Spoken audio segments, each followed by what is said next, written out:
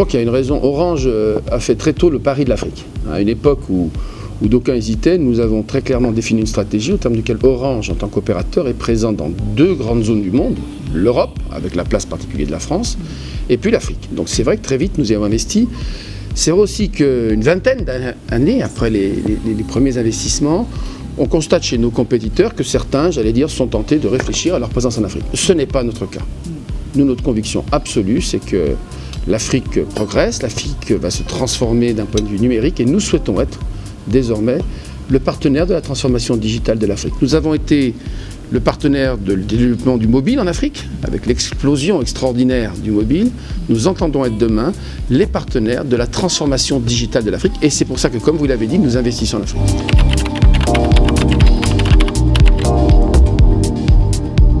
Il y a effectivement de très grands compétiteurs, et de MTN, vous l'avez cité, on pourrait aussi parler de Vodafone, etc. On a des très grands compétiteurs en Afrique.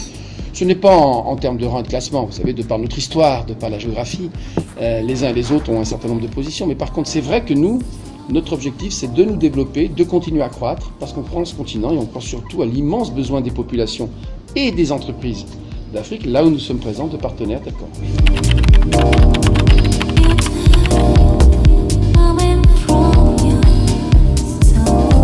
D'abord, je trouve que cette approche, elle n'est pas très respectueuse pour ce grand continent qu'est l'Afrique. Elle consistera à dire, il y a des zones, l'Asie, il y a l'Amérique, et puis il y a l'Afrique, on y est par défaut. Ce n'est pas vrai. En réalité, nous avons un choix stratégique qui est très clair. De par notre histoire, nous sommes européens, et de par notre histoire, nous avons investi, nous nous sommes développés en Afrique. Donc nous nous assumons parfaitement, nous laissons à d'autres le soin d'être présents dans d'autres continents, mais nous avons fait un choix qui est très clair. Dès le début, ce n'est pas un choix par défaut, c'est un choix de passion. D'accord.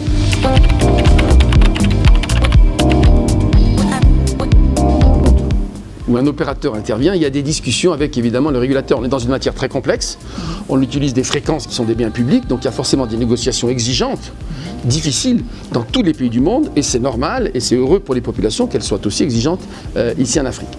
C'est vrai que parfois il peut nous arriver de trouver que par rapport à notre envie de développer nos réseaux, d'investir, de donner accès à la population de plus en plus large, l'accès à du débit de qualité, il peut nous arriver parfois de trouver que tout ça prend du temps. Mais c'est l'impatience normale d'un investisseur qui croit en ce continent, qui croit en ce pays, et par rapport, j'allais dire, à des autorités qui ont la perception qu'elles ont de l'intérêt et des enjeux qu'elles doivent défendre.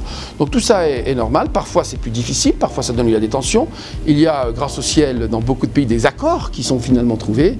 Mais je crois que le message que j'ai envie de partager avec vous, au-delà de ça, c'est de dire en fait, le numérique se développe et se développe vite. Et que dans un pays, quel qu'il soit, la place qui n'est pas prise rapidement peut parfois ne jamais être prise.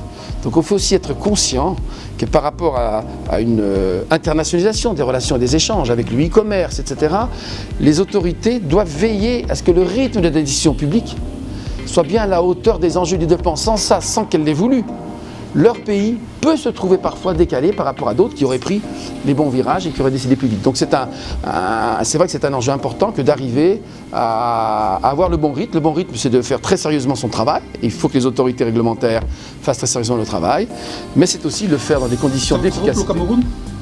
Oh, écoutez, ça vaut dans l'ensemble des pays de la zone, et encore une fois, ça vaut pour tous les pays, y compris le Cameroun, mais encore une fois, je suis très confiant.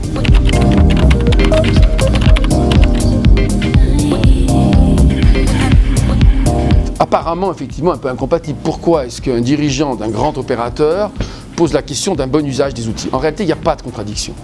L'excès de connectivité auquel on peut assister, le fait que les gens qui ont des outils de travail qui sont connectés restent connectés en permanence, tout ça peut produire, y compris d'un point de vue économique, dans la durée, quelques déséquilibres, quelques difficultés.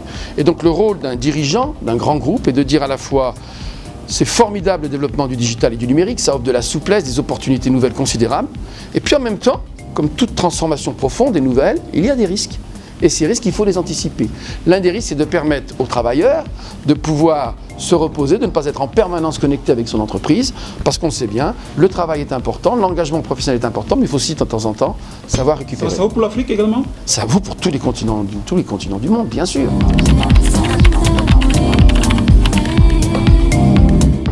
Je n'ai jamais été candidat à ce poste, je viens de prendre une responsabilité que m'a confiée Stéphane Richard, notre PDG absolument extraordinaire, d'être le président, directeur général pour l'Afrique et le Moyen-Orient d'Orange. Ça engage des hommes et des femmes qui me font confiance, c'est une belle responsabilité. J'y rentre à 200%, vous l'avez compris, et vous l'avez vu, j'espère. Et en tout cas, il n'est pas question pour moi d'autres opportunités. Merci beaucoup. Merci à vous.